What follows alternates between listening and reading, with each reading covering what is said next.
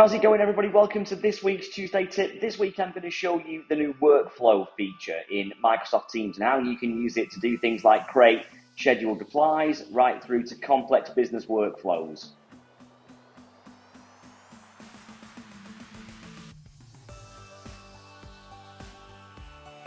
So the first thing you're going to want to do in order to use the workflows feature is to add it into Microsoft Teams, and it's a really simple process. You just drop down to the apps section here at the bottom left hand corner and type in workflows in this search dialog box, and you'll see the official Microsoft Workflows app here. Now when you click it, it should say add as opposed to open. Obviously I've already added it so I can open it, and then what that does is if you just clear that search box and go down on this middle pane here, you'll see the Workflows application here.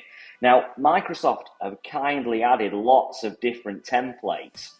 So there are some really good little features here. So forward emails to a channel is a really powerful one. It means that if you receive an email, then it can be forwarded to a channel. So you can create a rule basically that says when an email from such and such a person comes in, forward it onto a Microsoft Teams channel so that other people can see it. So that might be a really useful tool if you're going on holiday, for example, and you know there's a really important email coming in and you want others to know about it when it comes. You could create a rule that says when this email comes in from this person, forward it onto this channel in Teams and the people that are in that channel will be aware. Now, just for demo purposes today, I've added a really simple workflow. So this one is a schedule reply workflow. So I'm here in a chat in Microsoft Teams, and when I hover over any of the messages that I've received, I can click these little dots and go to the More Actions menu and do Schedule a Reply.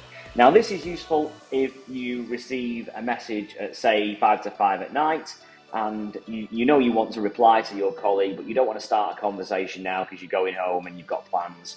So you can schedule a reply in the morning so that you don't forget. So I'm going to schedule a reply to, well, actually this is to Lee because I'm using the test account at the moment.